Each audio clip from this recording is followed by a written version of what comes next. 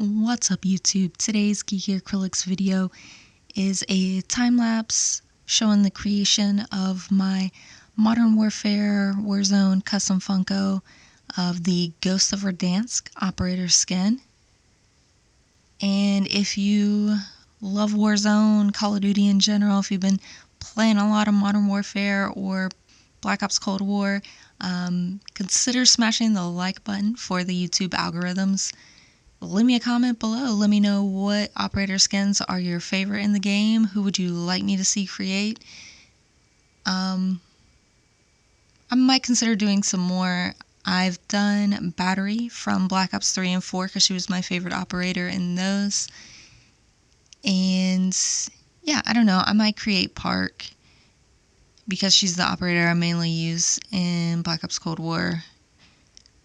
But Ghost, he's an iconic character. Love Modern Warfare 2, and I really love his new Ghost of Verdansk look in the new Modern Warfare 2019 and Warzone.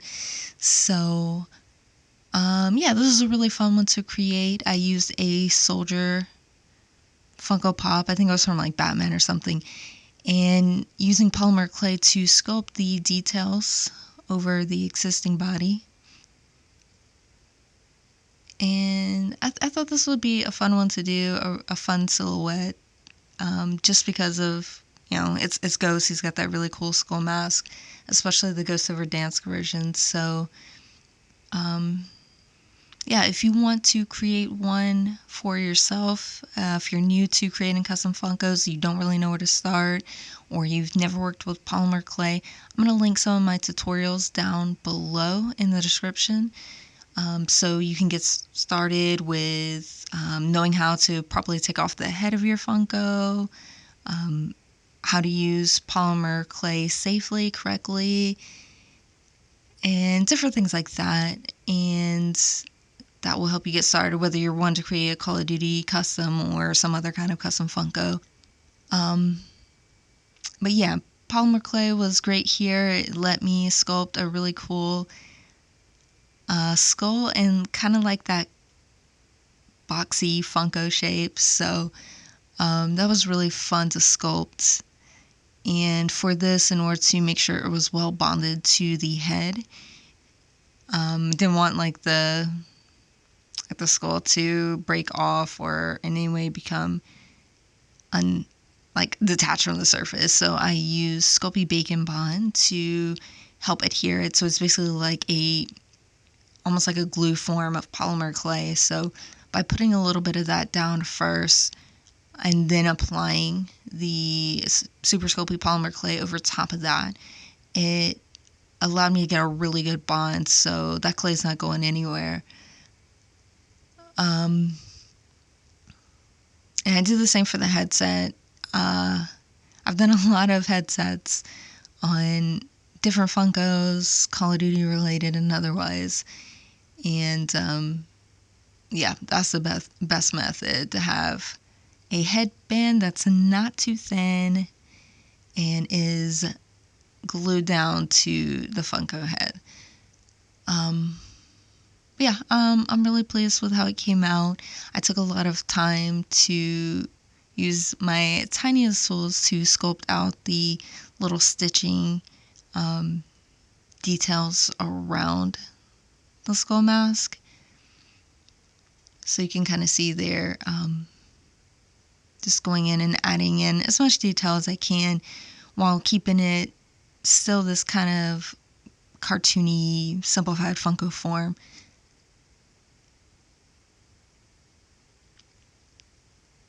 Then after everything is sculpted out, I bake it. After it cools, I go in and do some light sanding. I usually do a lot of prep work prior to baking, so I don't generally have to do a lot of sanding. It's usually not really rough, so I don't generally have to do a lot of sanding, but I like to go in, polish it up a bit, do a little wet sanding, then I prime it, and it is painted with acrylics.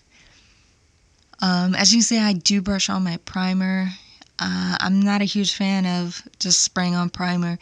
I'm not great at getting a nice even coat, so I do brush on a mix. It is Liquitex Professionals black and white gesso mixed to get a nice gray tone. That still lets me see if there are any imperfections in the sculpt that still need to be sanded out. This one was pretty smooth. I didn't have a lot of issues with it, so very minimal sanding and then straight into the paint job. It really only took about 2 to 3 light coats. But yeah, it was fun painting the skull. It was fun sculpting it, painting it. Really happy with it. Once it dried, I did put on a satin varnish, 2 coats of that just to protect it. And let me know what you think of this, guys. If you have any questions,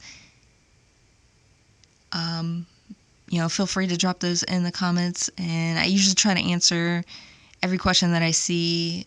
If you have any questions on this particular process, or if there's some other things that you would like to see or have answered in the realm of custom Funkos and polymer clay, feel free to drop them down there and I will try to get back to you as soon as I can.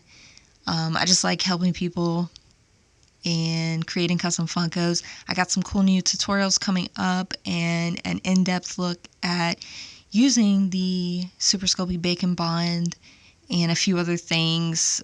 Also just some funky custom paint jobs and stuff. If you've seen some of my YouTube shorts, you know I've been doing a whole series of Galaxy painted custom Funkos.